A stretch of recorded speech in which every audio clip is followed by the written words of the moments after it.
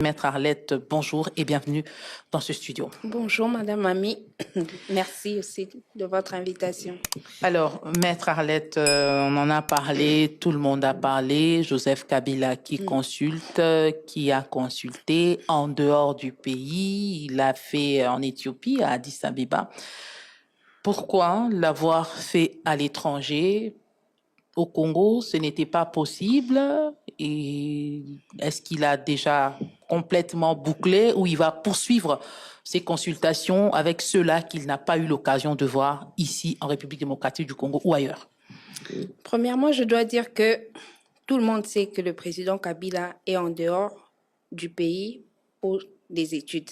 Et d'ailleurs, il vient déjà d'obtenir son master en sciences politiques et diplomatie avec mention grande distinction. Pour ça même, j'en profite pour lui passer mes félicitations. Mais en même temps, il y a une urgence au pays. C'est quoi l'urgence? C'est que le président de la République en fonction a annoncé qu'il veut changer la Constitution. Il a même dit qu'au courant du mois de janvier, il mettra en place une commission pour ce faire. Sachant que cela ne peut pas être admis en démocratie. Monsieur Félix Tshisekedi a réussi à mettre tous les Congolais ensemble contre lui. Et nous devons justement nous mettre ensemble contre cette tentative. Il faut peut-être nuancer une frange des Congolais, parce qu'il y a aussi de ceux-là qui le soutiennent. Oui, mais ceux-là qui le soutiennent, ils forment pratiquement une seule voix. Quand ils prennent la parole pour parler de soi-même, vous ne le voyez pas donner leur avis au changement de la Constitution. Pour la plupart, ils disent, voilà, que l'on mette d'abord la commission et on donnera notre avis, ça vous le savez.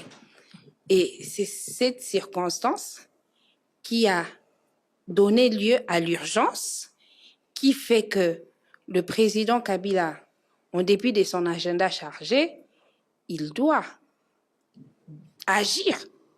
Il doit agir pour éviter les déluges au pays. C'est ainsi qu'il a reçu des gens à Addis Abeba pour un séjour de 9 jours, où il a reçu plusieurs acteurs politiques, il a reçu même des chefs d'État étrangers.